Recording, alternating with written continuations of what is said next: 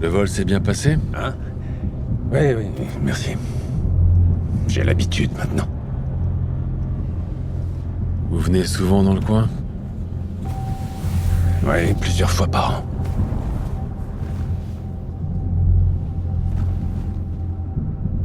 Il y a beaucoup de sans-abri par ici. Même si je touchais le fond, jamais on me verrait dormir sur le trottoir. Qu'est-ce qu'on dit déjà? Ne jamais juger quelqu'un avant d'avoir vécu ce qu'il a vécu.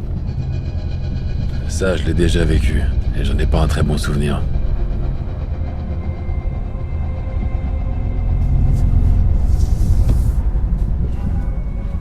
Vous êtes originaire d'où? Je suis d'ici. De LA. D'où exactement? D'un peu partout. Petit, j'ai beaucoup déménagé. But now we come to a period that I call the battle for identity. Lies my grandma told me. Yeah, superstitious devices. Lies my grandma told me. What? Urban mythological rules. Bubble mice. Yeah.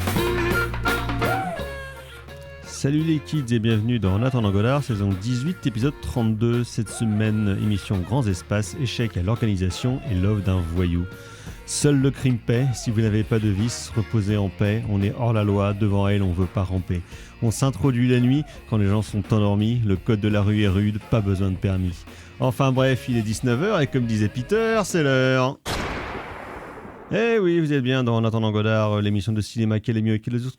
Et donc vous l'aurez peut-être compris via cette citation d'une chanson de... Je dirais que c'est du hip-hop français, je dirais que c'est du lunatique. Lunatique, exactement, avec donc Seul le crime paie. Car nous allons parler de crime ce soir, à l'occasion de la disponibilité sur Amazon Prime, il y a une dizaine de jours de ça, de Crime 101 de Bart Layton. Ensuite, nous parlerons de... Yellow Letters de Ilker Satak, film allemand sorti dans les salles françaises il y a 2 semaines je crois. Et ensuite nous parlerons d'une ressortie en DVD et Blu-ray chez Rimini des Sables du Kalahari de Cy Enfield. Et pour parler de ce jeu programme autour de cette table, il y a bien évidemment la fine fleur de critique du Grand Ouest. Il y a le Dr Erwan. Bonsoir docteur. Bonsoir. Il y a Margot, la maison de cette émission. Bonsoir Margot, qui vous coucoute. Car donc, Carrément Fleuret n'est pas des nôtres ce soir. Elle nous a lâchement abandonnés pour des raisons familiales. Oh là là, c'est terrible. Des gens qui s'occupent de leur famille. C'est vraiment, voilà, rien de grave. Hein, mais rien de grave. Hein, non, a priori, rien de grave. Voilà, Hein, tout va bien, mais voilà, il est occupé ailleurs. C'est ça, exactement. Il est occupé avec sa famille. Exactement. Voilà. Il est comme la France en 40, très occupé. Exactement. Voilà, donc ce sont les forces en présence. Nous allons passer à la section... Avant de passer à la section critique de cette émission, quelques nouvelles neuves de tête de ligne. De la merde. De la merde. De la merde. De la merde. De la merde, de la merde. Ah, oh, ça oui, c'est du bon travail. J'ai plus toute ma tête aujourd'hui. Donc les agendas locaux pour commencer. Nous vous rappelons que ce dimanche, dans le cadre des films du dimanche soir proposés par nous-mêmes et nos meilleurs ennemis du cinéma est mort, donc dimanche 19 avril à 20h15, ce sera L'homme qui voulut être roi de John Huston avec Sean Connery et Michael Caine. Ça va être tout super. Et avant, à 18h, si vous le voulez, vous pourrez aller voir ou revoir le Walkabout de Nicolas Rugg, présenté par notre compère Melvin Z, en tant que spécialiste du cinéma australien, tel que c'est marqué sur la jaquette.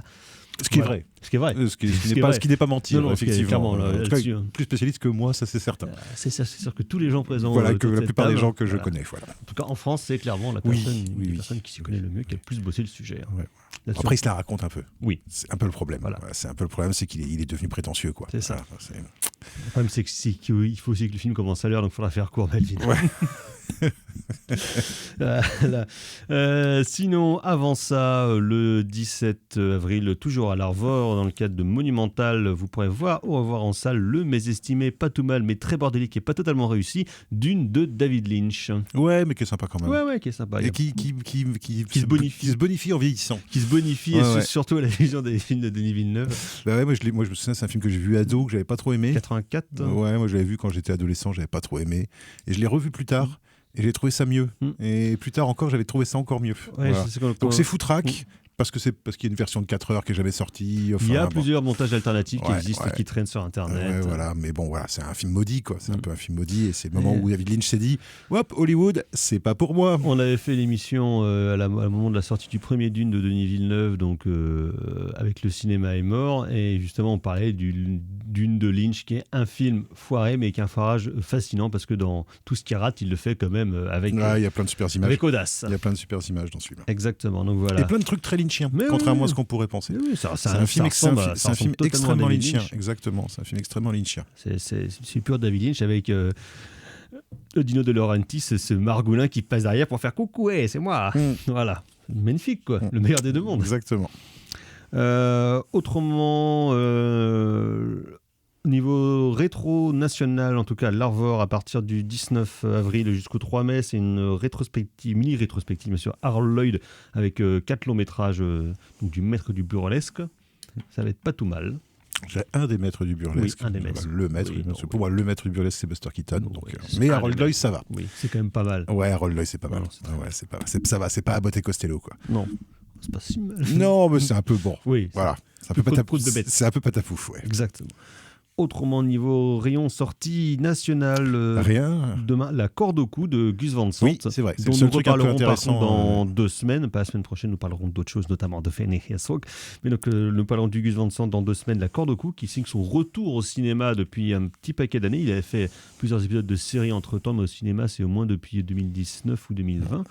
Donc voilà, ce bon vieux Gus avec un film qui étonnamment m'intrigue, alors que je suis pas très client de son cinéma, mais Non, là, ça mais m'intrigue. qui a plutôt des bons retours pour l'instant. Voilà. Dans un tout autre style, il y a le nouveau film du duo Toledano-Nakash avec Juste une illusion qui se passe dans les années 80 avec du téléphone dans la bande-son, Louis Garrel, Camille Cotin, Pierre Lotin, des joggings trop grands, voilà, des souvenirs de jeunesse. Il y a le film de flic des années 80 aussi. Là, qui est Police sorti. Flash 1980 Voilà. qui est sorti le mois Voilà. dernier. Donc Ouais. là, on est, ça y est, la France rentre dans sa période Stranger Things, Ouais, mais avec 15 de la- ans de retard. mais avec- c'est ça, comme d'hab. c'est ça la France. C'est la France. Ah, c'est la c'est- France. Quel beau pays. Exactement. Autrement, il y a un film que je suppute d'horreur qui s'appelle Le Réveil de la momie, qui est donc une nouvelle énième variation autour du mythe de la momie. Si c'est aussi tout pourri que le film avec Tom Cruise. Ça a l'air d'être un autre style. Ça n'a pas l'air terrible quand même, mais ça a l'air d'être un autre style quand même, un peu moins débile. D'accord. Que le film de Alex C'est qui- Kurman. c'est qui Je ne sais pas. ouais. Je ne sais pas. Je me suis arrêté à C'est Universal qui produit, je suppose. probablement. Je suppose. Autrement, il y a un film de comédie et d'action français, donc j'ai déjà parlé il y a 2 semaines, réalisé par Thomas Royal, donc le fils de François Hollande et Ségolène Royal. Après Nouveau Riche, il y a 3 ans, là, ça s'appelle Bagarre. Donc voilà, ça promet. Hein. Personnellement, j'y vais jeudi soir, si vous voulez vous joindre à moi. Voilà. Je sais pas. On parlera peut-être, Je mais ne sais pas. je suis curieux quand même. Il y a une partie de la bande des Secpa, Nassim Diaz, Ramzi Bedia, voilà quoi. Tout ce qu'on veut. Tu nous raconteras. Ah oui, oh oui. Autrement, il y a le nouveau film du Revenant aussi, Gore Verbinski, Good Luck, Have Fun, Don't Die. Voilà. Qui était Oui, film avec Sam Rockwell. avec Sam Rockwell. C'est ça, exactement. Très sympathique, Sam Oui, Rockwell. exactement. Qui doit probablement danser dans le film. Bon, s'il a Comme dans l'occasion, tous ses s'il a films. l'occasion, Oui, il comme fait. dans tous ses films.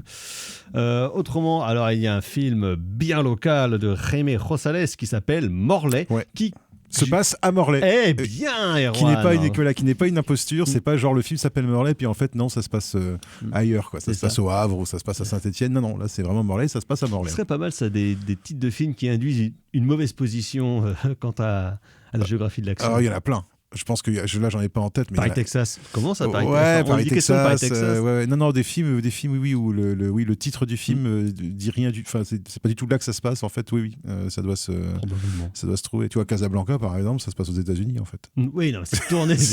Oh, vous vulgarisez. Autrement, il y a un documentaire qui sort demain, je ne sais pas s'il passe à Rennes, qui s'appelle The Mad Dog of Europe, qui a l'air tout à fait intéressant. À l'époque où ce bon vieux Mankiewicz, dans les années 30, veut produire un film à Hollywood sur la montée du nazisme, et les mecs lui font « Ouais, non, c'est pas l'esprit, ils ont l'air plutôt sympas, ces gens-là. » Et donc, c'est un peu la quête de ce film perdu et qui ne s'est surtout jamais fait. Et donc, des rapports d'Hollywood avec le régime nazi et sa complaisance avant que l'Amérique ne décide que finalement, c'était mauvais pour les affaires. Complaisance qui n'était pas que à Hollywood. Hein. Non. Complaisance qui était assez généralisée. Oui, états-unienne, on va avec dire. un camp isolationniste, Lindbergh, tout ça. isolationniste assez fort quand même, Oui, quoi, oui, jusqu'à c'est Pearl ça. Harbor. Et là, en l'occurrence... Mais c'est oui, Pearl effectivement, Harbor. Hollywood, toujours frileux dès qu'il s'agit de s'engager dans un truc, attendant de voir, de quel sens le vent va tourner. Exactement. Donc voilà, alors donc la semaine prochaine nous parlerons de pas tout ça, mais nous parlerons par contre du nouveau documentaire notamment du nouveau documentaire de Werner Herzog, Ghost Elephant, qui est sorti sur le la chaîne du National Geographic. Donc voilà, pouvoir re-imiter Werner. Tu vas pouvoir, tu t'en réjouis d'avance.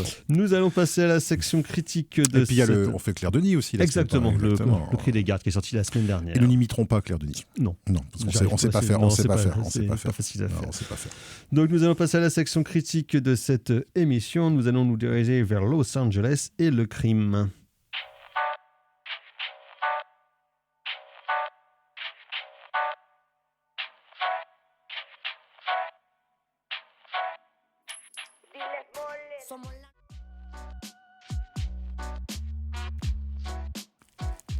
Vous êtes toujours dans En attendant Godard sur Syllab, et donc c'était Torn You avec Link que l'on peut entendre dans le soundtrack de Crime 101, donc le nouveau long métrage de Bart Layton, bazardé en France sur Amazon Prime après son échec dans les salles états-uniennes.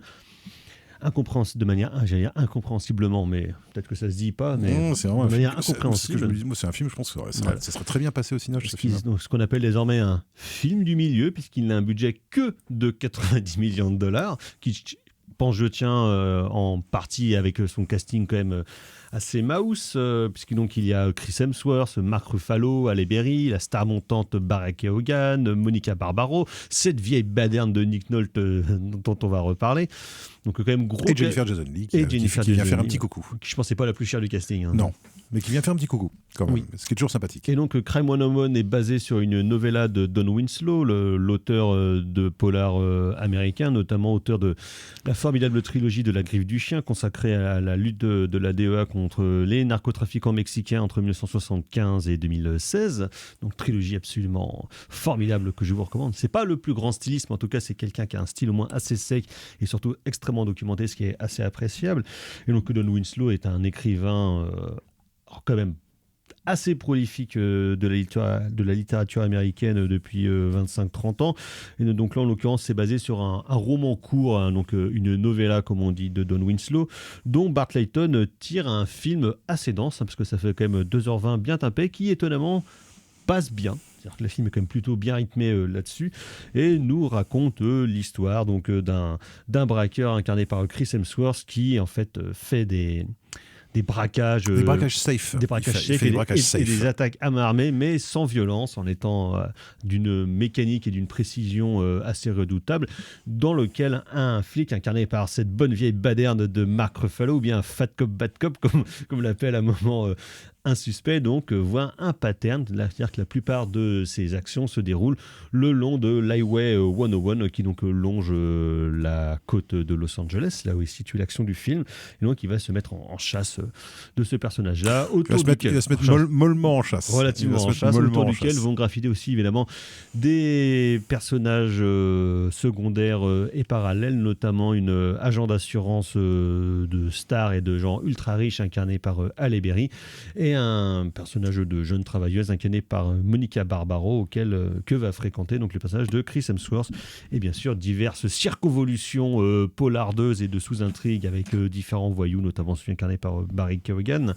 Toujours bien en petite frappe. Barry Keoghan qu'on retrouvait dans le long métrage précédent de Bart Layton, American Animals, qui était un très très beau film justement, qui était une variation reprise sur le braquage, mais là plus avec des jeunes gens à l'université, qui est un film très étrange, assez étonnant, mais qui entretient quelques rapports de toute façon avec Crime 101. Crime 101 qui nous intéresse et qui m'intéresse dans ses qualités à plus d'un titre déjà, parce que c'est un polar qui ne s'excuse à aucun moment d'être un véritable polar, ce qui fait toujours plaisir. Et évidemment, tout le casting qui est là aussi, avec des acteurs et des actrices qu'on aime quand même plutôt beaucoup ici.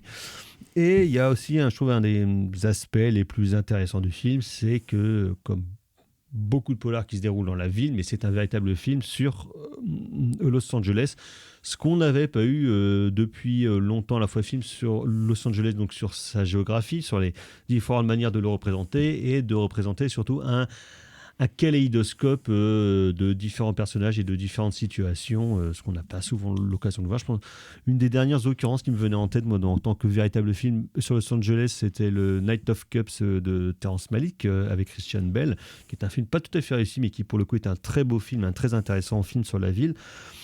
Mais là, évidemment, le spectre qui plane au-dessus de Crime 101, les cinéastes n'arrivent pas à s'en défaire depuis 31 ans maintenant. C'est le hit de Michael Mann, qui évidemment est la référence maintenant presque terminale du polar. Pour ceux des cinéastes américains, européens ou bien asiatiques, c'est quand même une des références écrasantes du polar. Et à la fois en termes de style ou en termes d'écriture ou de mécanique de personnage, c'est évidemment quelque chose qui se retrouve dans le film de Bart Layton, mais je trouve qu'il en fait quelque chose quand même d'un peu différent, notamment parce qu'il prend en compte les évolutions de ce qu'on appelle le capitalisme tardif dans les relations entre ces personnages, ce qu'évidemment Mann ne pouvait pas faire à l'époque parce que ce n'est pas encore quelque chose de trop conceptualisé. Docteur. Ouais, film très très sympatoche, hein, effectivement, c'est un peu dommage qu'il soit pas sorti au cinéma, ce film-là, c'est un petit peu ballot, voilà.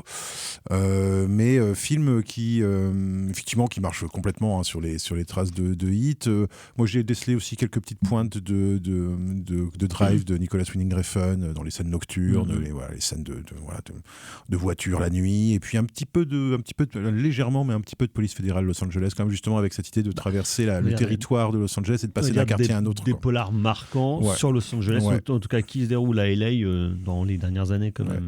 Avec toujours ce fétichisme de la bagnole dans une ville qui est immense et qui est impossible à pratiquer en fait si on n'a pas d'automobile. Nous vous renvoyons à l'émission que nous avions consacrée à la ville de Los Angeles au moment de la sortie en Blu-ray de Los Angeles Plays Itself, le formidable documentaire de Tom Anderson. Que vous pouvez trouver d'ailleurs, il me semble, s'il en reste, au magasin Odyssée. Odyssée à Rennes, rue Le Bastard.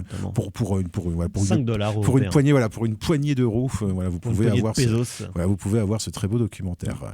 Donc moi j'ai trouvé, c'est vrai que le film reste assez classique, on va dire, dans son intrigue, avec quand même une dynamique, moi, que j'ai trouvé assez intéressante, qui est une dynamique sur le caché, le montré, ou plutôt le caché, le reconnu, avec un personnage donc qui est plus ou moins le héros, qui est donc le braqueur interprété par Chris Hemsworth, qui lui ne pense qu'à une chose, c'est à se fondre dans la ville, c'est à disparaître, à effacer ses traces. Qui est très maniaque aussi, qui est un peu une reprise de son personnage dans le Hacker de Michael Mann, justement, comment disparaître de la représentation et d'être qu'un parmi la foule. Comment se dissimuler dans la fabrique du monde, pourrait-on dire. On peut faire presque une politique de l'acteur autour de Chris Hemsworth, parce que peut-être que dans Furiosa, dans son personnage de Dementus, de se fondre derrière le grotesque. Peut-être pas jusque-là, mais... Nous pouvons. Mais moi, j'ai toujours eu une certaine sympathie pour Chris Hemsworth, même en Thor. Je trouve que c'est lui le bon truc des Thor qui sont pas géniaux. Mais il y en a 3 ou 4, je crois. Moi, j'en ai vu 2. Il y en a au moins 3. Il y en a 3, je crois. 4, je crois. Peut-être 4, ouais. Oui, il y en a 4. Oui, il y en a 4. Moi, j'en ai vu qu'un. Moi, j'en ai vu 2, qui n'étaient pas top. Mais voilà, mais où lui était plutôt bien, et c'est vrai que donc il y a ce type là qui essaye tout le temps qui essaye tout le temps de se cacher. Et puis alors c'est intéressant parce que les deux autres personnages qui sont en regard de lui, donc c'est-à-dire le flic interprété par Mark Ruffalo et l'agente d'assurance interprétée par Halle Berry, qu'on n'avait pas vu dans un rôle un peu important depuis un petit moment, donc moi j'étais très content de la revoir aussi parce que moi j'aime bien Halle Berry. Et justement, il y a l'explication dans le film sur l'obsolescence programmée des vedettes féminines, voilà, exactement. Et ces deux personnages-là sont intéressants parce que c'est deux personnages qui sont pas vraiment vieillissants, mais qui sont perpétuellement renvoyés à leur âge, en fait, ou renvoyés à leur obsolescence dans ce système-là. Donc d'un côté, et donc du coup, c'est des personnages qui, à l'inverse du personnage de Chris Hemsworth, sont des personnages qui ont envie d'être reconnus. En fait, qui ont envie d'être reconnus, qui ont envie d'être leur talent, d'être reconnus par leur père, d'être reconnus par leur père, ce qui n'est pas le cas donc pour Mark Ruffalo, donc qui est traité comme un flic minable parce qu'il fait pas péter les statistiques d'arrestation, et qu'il a la mauvaise habitude de contester ce que font ses collègues et de fumer et Halle Berry, parce qu'effectivement elle est trop âgée. On la résume à un chiffre 53 ans. Ouais, exactement. Et il y a une scène qui est justement vachement bien parce qu'elle a une part de cruauté sous-jacente. C'est la première scène dans laquelle elle apparaît, où elle fait tout l'article, une espèce de bourgeois odieux, qui avec des domestiques partout et tout ça, qui va se marier avec une fille qui a 30 ans de moins que lui, et elle est habillée habillé avec une espèce de décolleté complètement dingue, je veux dire, de séduction. Voilà, où tu sens qu'elle est presque engoncée en fait là-dedans. Alors que Halle Berry, par ailleurs, c'est une ancienne top modèle. Enfin, tu vois, c'est quelqu'un qui, en termes de posture, a aucun problème avec ça, aucun problème avec l'élégance. Et là, justement, je trouve ça intéressant parce qu'elle joue un rôle de fille fatiguée en fait. Il y a des scènes d'élégance forcée. Et je trouve que c'est assez intéressant ce qu'on lui donne à faire. Elle joue pas juste les utilités. La petite amie de Chris Hemsworth, moi je l'ai trouvé très bien aussi. Monica Barbaro, qu'on avait vu dernièrement dans le rôle de Joan Baez dans le film de Mangold. Mais oui, c'est vrai. Elle est très bien. Elle est définitivement très bien cette actrice. Qui a un rôle, je trouve un peu plus ingrat quand même dans le film. Qui a un rôle un peu de la chieuse, qui comprend pas pourquoi est-ce que l'autre lui cache des trucs. Qui est un peu plus hors trait. Je trouve que la relation est moins bien écrite, ou moins finement. Ça aurait mérité un peu plus de matière en fait. Le truc, c'est que ça commence à faire beaucoup de personnages, donc c'est elle un peu qui pâtit, mais comme Barry Keoghan, où on aimerait bien en savoir plus aussi sur ce petit gars, quoi. Mais moi j'ai trouvé ça intéressant. J'ai apprécié quand même que les scènes d'action soient des scènes lisibles. Moi, ça me fait du bien. Il n'y en a pas beaucoup de véritables scènes, mais il y a une scène de poursuite entre une moto et une voiture. Il y a quand même une scène de braquage au début, une scène de braquage au milieu, une scène de braquage final. Ouais. Et puis cette scène... Qui est peut-être un peu plus faible, je trouve, la fin, justement. Ouais. On sent qu'ils ont un peu épuisé les cartouches du film, mais bon, qui reste...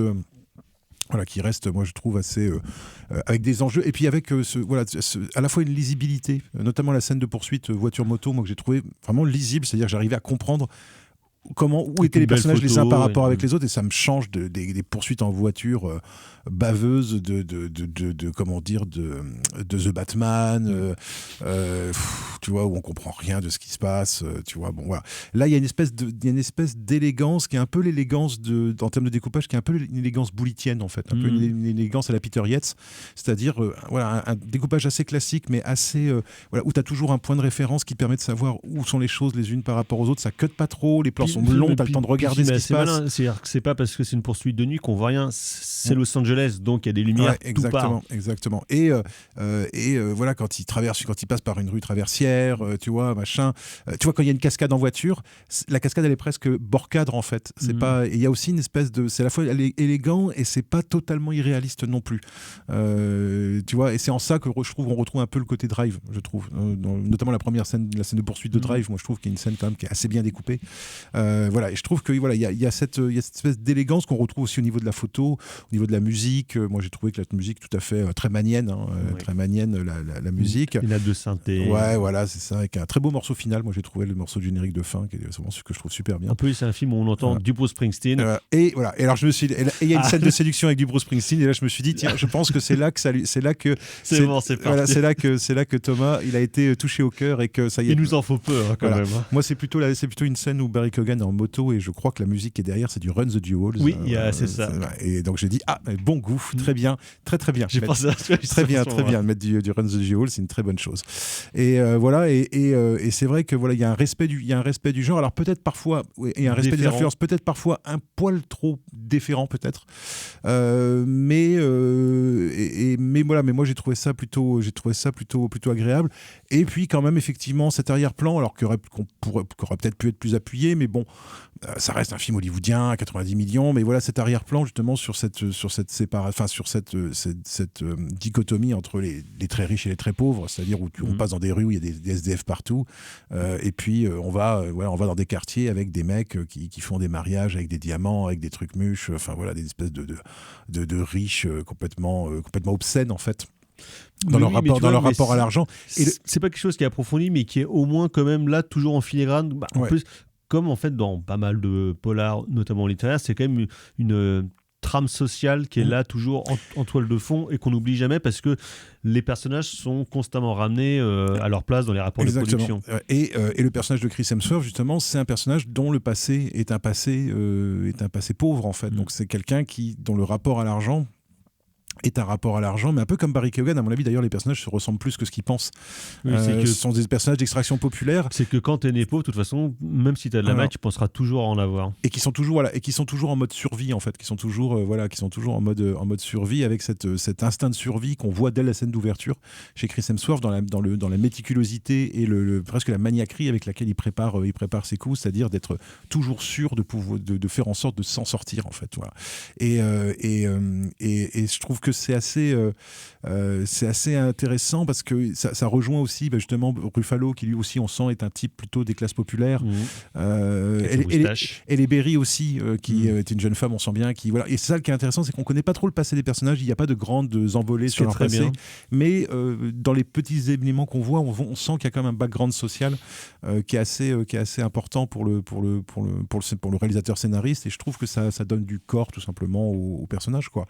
Et ça, associé à je trouve une bonne maîtrise du genre, une bonne maîtrise des scènes d'action, des scènes entre les personnages, et justement de l'approfondissement psychologique des personnages, un peu finalement comme dans Hit, puisque le milieu du film, il se passe pas grand chose, sinon qu'on comprend mieux qui sont les personnages.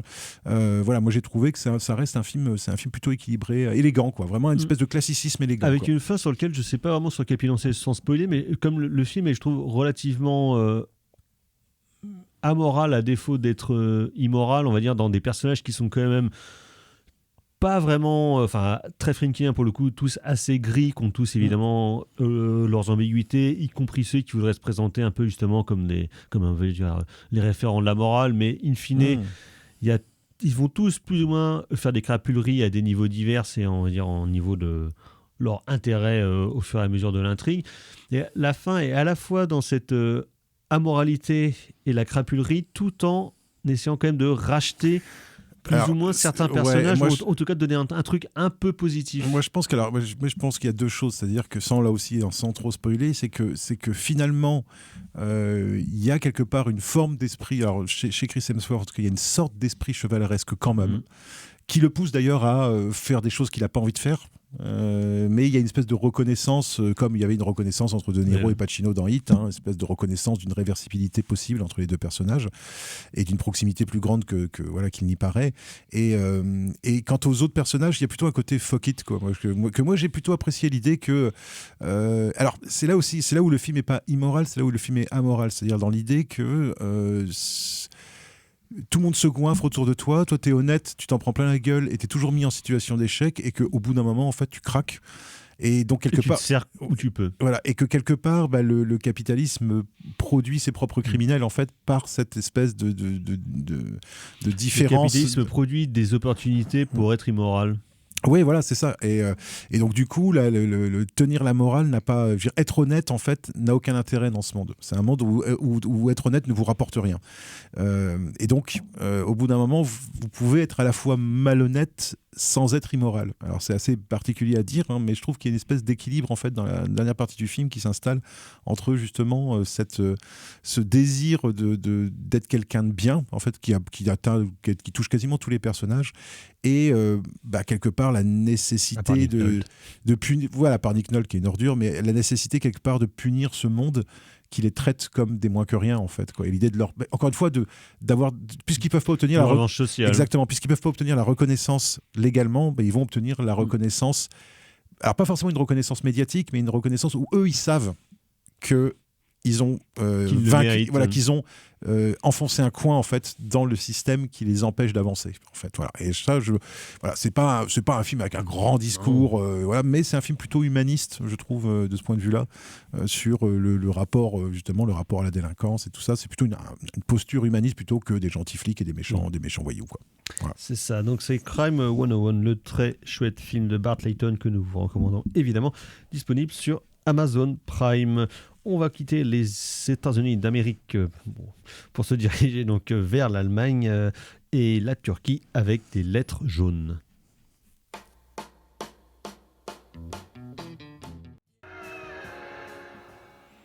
En attendant Godard sur Syllab, et donc c'était The Box Tops avec The Letter. Quart de lettres, donc il en est question dans Yellow Letters, le nouveau long métrage de Ilker Satak qui avait réalisé il y a 2-3 ans La Salle des Profs.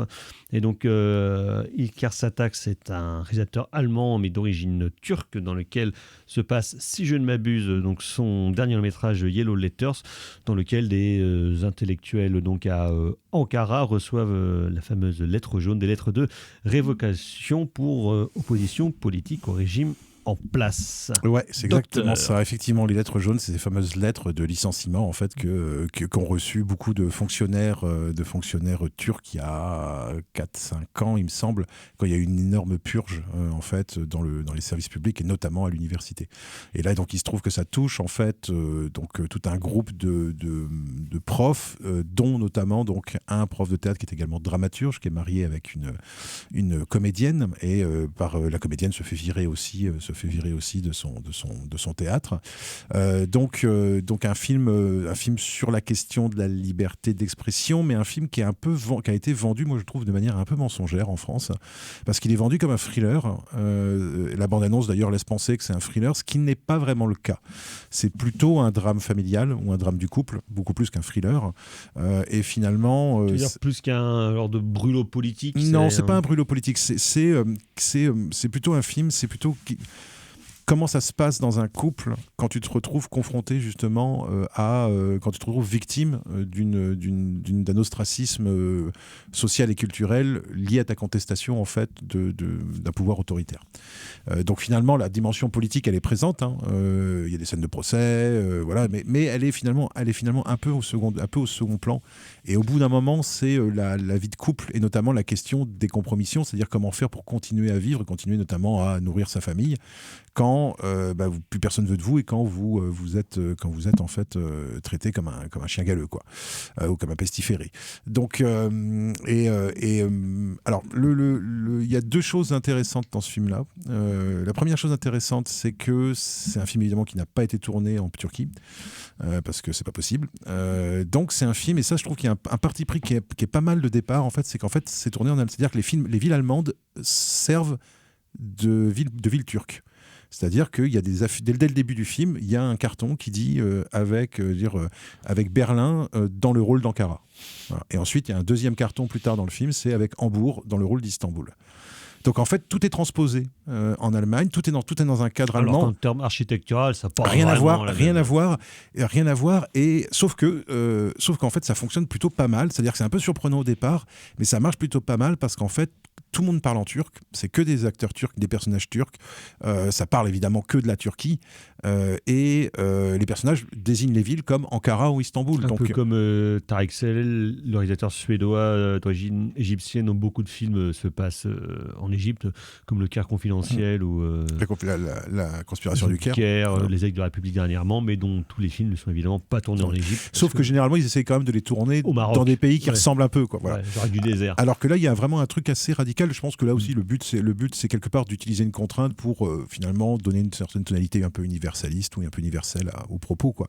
L'idée que ce qui arrive en Turquie peut arriver dans un pays européen, dans une soi-disant démocratie, et qu'il suffit qu'un pouvoir autoritaire. Et finalement, je veux dire, des pays comme la Hongrie ont connu des choses finalement, et des intellectuels ont pu être.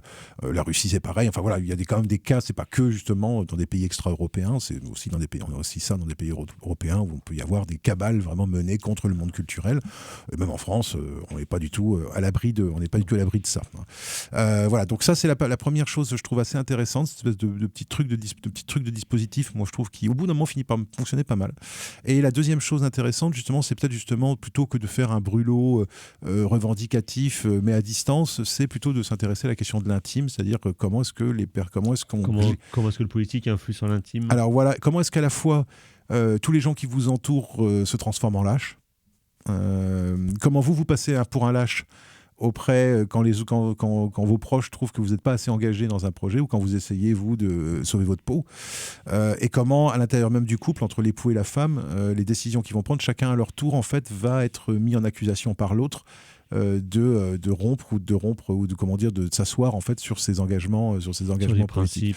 Donc c'est un film qui montre que c'est pas si simple que ça de ménager justement la chèvre le chou. C'est-à-dire que dans un monde capitaliste, effectivement, ton engagement politique, il vaut que si le système t'autorise à en avoir un, c'est dès qu'il t'autorise plus à l'avoir, il peut un peu t'enfermer dans un. Ce qui compte, c'est la longueur de la laisse. Voilà, exactement. Donc le film parle pas mal de ça, et de ce point de vue-là, moi j'ai trouvé que c'est plutôt intéressant. Alors après, moi j'ai trouvé dans le côté un peu plus, je suis un peu plus réservé moi sur la rythmique interne du film. Je trouve qu'il y a le film fait 2h08, je trouve que c'est peut-être un poil long, et j'ai trouvé que dans la deuxième partie il y a un petit ventre mou dans la deuxième partie, je trouve, où les personnages vont à Istanbul, donc habiter chez la mère du personnage masculin, et il y a tout un truc avec l'adolescente, etc. Et en fait, arrivé dans la deuxième partie, en fait, on sent que le réalisateur a envie de parler de plein de trucs différents. Pas de plein de trucs différents, des trucs qui sont liés les uns les autres, mais plein de trucs qui presque mériteraient un film. Donc il n'arrive pas à et gérer donc du coup, trop, au bout d'un moment, ça, je trouve que ça se perd. Ça se perd un petit. Ça s'effiloche. Ouais, ça se perd un petit cheap. peu, parce que dans la troisième partie, en plus, il finit par écrire un texte qui est une métaphore de ce qui lui est arrivé. Donc on voit aussi le montage du spectacle qui s'appelle aussi Yellow Letters. Tu vois, donc. Ça devient un peu métatextuel. Donc ça devient, donc c'est à la fois un drame familial, c'est un film sur la Turquie, c'est un film sur l'autoritarisme, c'est un film sur la liberté d'expression, mais c'est aussi un film sur la création dans le cadre d'un pouvoir autoritariste. Donc, et c'est aussi, et là de ce point de vue-là, c'est un film assez pessimiste, c'est aussi un film sur la question de la facilité de l'engagement quand on est un petit bourgeois finalement, et comment est-ce que quand on se retrouve avec des problèmes de pognon, les questions d'engagement politique deviennent plus complexes. Donc ça montre ça aussi. Donc c'est un film. C'est le nerf de la guerre. C'est un film. Moi je trouve que c'est un film qui est peut-être un peu trop rempli de trucs. Par contre, les deux comédiens, tous les comédiens sont super, et les deux comédiens principaux, notamment le mari et la femme, moi je trouve ces deux comédiens de théâtre que moi je connaissais pas du tout, qui sont deux comédiens de théâtre turcs, et qui je trouve sont très bien. Un qui ressemble un petit peu à Christophe Waltz, et elle qui ressemble un petit peu, qui a un petit côté. Je sais pas comment dire, Ariane Ascaride, tu vois, un petit côté femme de tête, et j'ai trouvé que là où c'est le plus réussi, c'est justement dans ces échanges à l'intérieur du couple, ces conflits à l'intérieur du couple ou à l'intérieur de la famille, qui naissent de la situation dans laquelle ils se trouvent. Donc c'est un film que moi j'ai trouvé tout à fait regardable, sans aller jusqu'à le trouver absolument exceptionnel, parce qu'il essaye de courir plusieurs lièvres en même temps. Merci docteur, donc c'est Yellow Letters de Ilker s'attaque encore dans les salles. On va quitter l'Allemagne, on va se diriger vers notre région chatoyante, donc l'Afrique du Sud, avec les sables de Kalahari.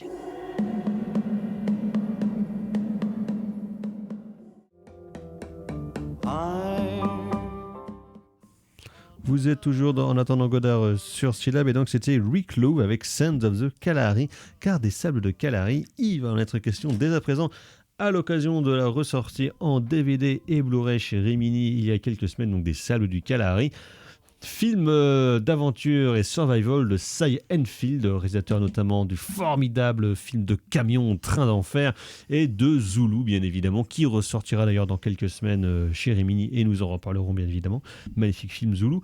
Et donc là, qui n'est pas un cinéaste britannique, contrairement à ce que je pensais. Oui, exactement. Qui est un cinéaste américain exilé à cause de McCarthy. Exactement, notamment. La liste noire. Donc on parle notamment dans les bonus du film où Laurent Aknin fait retrace le parcours donc de Cy Enfield, qui est aussi la dernière collaboration entre Enfield et un de ses acteurs fétiches, Stanley Baker, qui joue un des rôles principaux dans ce film-là. Ou histoire toute simple, 6 gars et une gonzesse partent en avion. Leur avion s'écrase dans le désert, donc dans le désert de Kalahari en Afrique du Sud, et ça va être la survivance et les conflits entre les différents personnages, certains étant plus ou moins des gros enfoirés, notamment le personnage interprété par Stuart Whitman, et un personnage féminin, très féminin, de 1964, donc incarné par Susanna York. Alors Erwan, en plus, quand même, il faut le rappeler, au milieu de tout cet esprit de survival et de querelle entre les personnages humains, il y a une bande de babouins féroces qui leur foutent régulièrement sur la gueule, ce qui est quand même très cool d'avoir des singes très vénères. Donc amateur d'acteurs anglais torse nu. Ah oui. Là vous êtes à la bonne. Whitman, il passe dès qu'il peut enlever sa chemise, il ne la remet plus jamais. Exactement. Nigel Davenport. Et c'est avec Nigel Davenport, avec aussi cet acteur qui joue le vieil africaner, qui jouait dans ancien soldat allemand. Qui jouait MI5, MI5 dans Charge de Protection. avec James Mason, c'était lui, de Lumet. Qu'on avait fait ici. Et je sais plus comment ça s'appelle, c'est un acteur que j'ai vu dans 15 millions de films, je sais plus comment il s'appelle. Harry Andrews. Voilà, c'est super comédien. Voilà, donc tout ce beau monde qui se retrouve donc voilà dans une espèce de huis clos à ciel ouvert en fait, donc essayant de survivre dans le Kalahari et donc effectivement cuit, les Kalahari sont cuits. Exactement. Et donc effectivement, donc un film d'étude de caractère, on va dire, où finalement on oppose les capacités collaborative des babouins voilà, qui finalement fonctionnent dans une espèce de société voilà, où il y a une espèce de collectivisme voilà, de défense notamment ou d'opposition aux humains avec nos frères, nos congénères qui eux par exemple n'arrêtent pas de se tirer la bourre dès qu'ils en ont l'occasion. Ou de se tirer dessus littéralement. Voilà, ou de se tirer dessus. Donc c'est plutôt une espèce de dénonciation de l'esprit individualiste dans les situations de crise. Et de questionnement des rapports de classe dans une situation de crise. Rapport de classe et de genre, bien évidemment. Ouais. Et puis d'identité aussi, parce qu'il y a des Afrikaners, il y a les personnages sont d'origine très différentes, les uns des autres, et donc tout ça se passe avec en arrière-plan effectivement l'Afrique du Sud. Et donc effectivement, donc au milieu de tout ça, une description, on va dire, du personnage féminin qui est comment dire daté, qui est légèrement daté. Alors je vois ce qu'essaye de faire Saïd. Oui, parce que il y a des. Je vois ce qu'il essaye de faire. Non, mais je vois ce qu'il essaye de faire. C'est juste que voilà, c'est un peu limite parce qu'en fait le truc c'est qu'en fait il essaye d'approcher ces personnages humains comme si d'un point de vue darwinien en fait, c'est-à-dire comme si c'était un groupe de primates et donc avec un chef, donc avec une espèce de chef alpha, une espèce de mâle alpha comme ça qui finit par dominer tout le monde et puis la femelle du groupe qui finalement va se jeter dans les bras du mâle alpha dès qu'elle en a l'occasion. Bon, ce qui est pas effectivement après une tentative de viol par un autre personnage. Voilà, par un autre personnage. Bon, ce qui est pas on va dire le top de la non, subtilité. c'est pas le personnage le plus féministe qu'on ait vu de notre vie, hein, ça c'est clair. Bon, il y a quand même plusieurs fois dans le film où je lui ai dit mais ma pauvre fille, t'es bien gourde. tu vois pas que c'est Stanley Baker le mec bien, si tu vois pas que c'est Stanley Baker l'alcoolique, le mec bien, et que voilà le fort en gueule c'est un pauvre type quoi. Et par contre Seinfeld a si le personnage féminin est quand même dessiné à très gros traits, Seinfeld a quand même on va dire entre guillemets l'intelligence de ne pas excuser son personnage masculin ou de ne pas excuser ses personnages masculins et notamment donc ce personnage de mâle alpha qui nous est présenté dès le départ comme un connard, hein, puisqu'en fait il tue tout ce qu'il trouve. C'est un chasseur, en fait dès qu'il peut buter un truc, il bute un truc. Voilà, il bute un truc, il bute un animal, il veut tuer tout ce qu'il par l'envie de tuer, par pur plaisir. Il y a une espèce de désir de domination perpétuelle de tout en fait, qui jusqu'à la fin du film. Ouais, exactement. Et qui touche évidemment la jeune femme de la même manière, mais parce qu'il la prend, parce qu'il la considère comme une créature, comme sa possession. Exactement, comme sa possession quoi. Et il le dit d'ailleurs à un moment, hein, il dit moi je ne veux que ce que je ne peux pas avoir, et toi je t'ai déjà, donc ça m'intéresse pas. Donc il y a vraiment une espèce un rustre doublé d'un cuistre. Voilà. Donc film assez pessimiste finalement sur l'humanité, avec l'idée justement de la nécessité de la collaboration plutôt que de la concurrence finalement dans un donc une approche, je vois bien ce qu'il essaye de faire Seinfeld, c'est vraiment une espèce d'approche darwinienne, mais qui est en même temps qui est un peu classique dans le cadre du film d'aventure, en tout cas du film de survival, parce que j'avais pensé au film de Aldrich, Le vol du phénix, où c'est une bande de soldats qui s'est écrasée dans le désert en avion, ou même la Sierra Madre, enfin je veux dire, la trésor de la Sierra Madre, c'est-à-dire l'idée que le film de John Huston d'après le livre de Beethoven, l'idée que notre civilisation n'est qu'un vernis, et que une fois en pleine nature, retour à l'état de nature. Alors retour à l'état de nature, alors là pour le coup retour à l'état de barbarie, mais qui est un état de barbarie qui n'est pas universel. C'est-à-dire que c'est un état de barbarie qui ne touche que les blancs dans ce film-là. Puisque à un moment donné, Nigel Davenport part en éclaireur, part pour essayer d'aller sauver, il arrive jusqu'à la mer, il se fait choper par 3 Britanniques, les Britanniques le traitent comme s'il était la dernière des merdes. Comme un voleur de diamants, comme un voyou. Alors qu'à l'inverse, on voit un groupe de Bushmen au bout d'un moment, donc des locaux. Des autochtones, tout à fait. Et eux, par contre, ont une espèce de solidarité humaniste, mais qui où la question se pose même pas en fait. C'est-à-dire qu'il voit quelqu'un dans le désert qui crève de soif, il lui donne à boire et il l'accueille en fait quoi. Et il se pose pas la question de savoir si le mec a mérité ou pas. Alors que les blancs sont vraiment montrés comme des espèces de personnages cupides, avides, justement tellement détachés justement tellement détachés de leur environnement naturel que quand ils s'y retrouvent en fait ils ne savent pas se comporter autrement que comme des bêtes. Voilà. Et donc je pense que alors ça reste évidemment assez léger, mais le côté comment dire, le mâle blanc conquérant n'est pas vraiment traité de manière héroïque à l'intérieur du film. En tout cas moi j'ai pas ressenti ça. Voilà. Ça m'a fait penser moi en termes de survival en Afrique à peu près à l'époque, je crois que c'est 65. C'est la proie nue Cornel Wilde, qui est plutôt connu comme acteur, mais qui a réalisé 5 ou 6 films, tous de très bonne tenue, voire d'excellente qualité, notamment La proie nue, je pense un des films qui a très très inspiré Mel Gibson, tu l'as fait Apocalypto, parce que c'est la même histoire, mais qui se passe donc au fin fond de l'Afrique. Et il y a pareil cette ambivalence, cette réflexion sur la nature sauvage, ou en tout cas violente de l'homme blanc, face justement à ceux qui sont présentés habituellement dans l'imaginaire colonial comme les barbares, comme les sauvages, quoi. Et de ce point de vue-là, il y a une espèce de continuité aussi avec Zulu, quoi. Oui, clairement. Une continuité thématique, quoi, avec Zulu, quoi. C'est avec l'idée de ces types qui arrivent comme étant les parangons de la civilisation et qui, en fait, dès qu'ils sont mis en situation, se comportent comme des barbares, en fait. Voilà. Donc, une espèce de retournement un peu, mais qui est pas étonnante, en fait, dans un cinéma des années 60, qui est un cinéma post-Seconde Guerre mondiale, où l'idée que l'Occident c'est le progrès, malheureusement, quand tu as 50 millions de morts à ton actif dans un conflit de 4 ans, t'as la question et surtout avec l'Allemagne nazie, avec tout ça, enfin avec l'Holocauste et tout ça, il y a une espèce d'air du soupçon en fait. Milieu des années 60, c'est quand même les premiers soubresauts de la contre-culture aussi qui commencent à arriver en Angleterre, donc alors, les Beatles. Ça va pas jusqu'au film anticolonialiste, faut pas non plus exagérer, mais voilà, l'idée qu'il y a une barbarie inscrite dans le cœur des hommes, etc. Le cœur des hommes. Le cœur des hommes, grand film. Le cœur des hommes 2 surtout. Voilà, donc c'est un pur film d'aventure. Faut pas le prendre comme autre chose que ce que c'est. Mais je trouve avec quand même cette espèce de cynisme, de noirceur, de noirceur plutôt, de noirceur un peu cynique, et cette espèce d'approche darwinienne un peu entomologique. Je trouve qui fait que c'est pas un film forcément facile à regarder parce que les personnages sont pas très sympathiques. Non, il y a pas vraiment de personnages qui rachètent, ou qui sont plus sympathiques. Enfin, il y en a qui sont moins pires que d'autres. Voilà, il y en a qui sont moins pires que d'autres. Voilà, c'est plutôt ça. Mais c'est vrai que sinon c'est un peu le bal des salauds, quoi, quand même, quoi.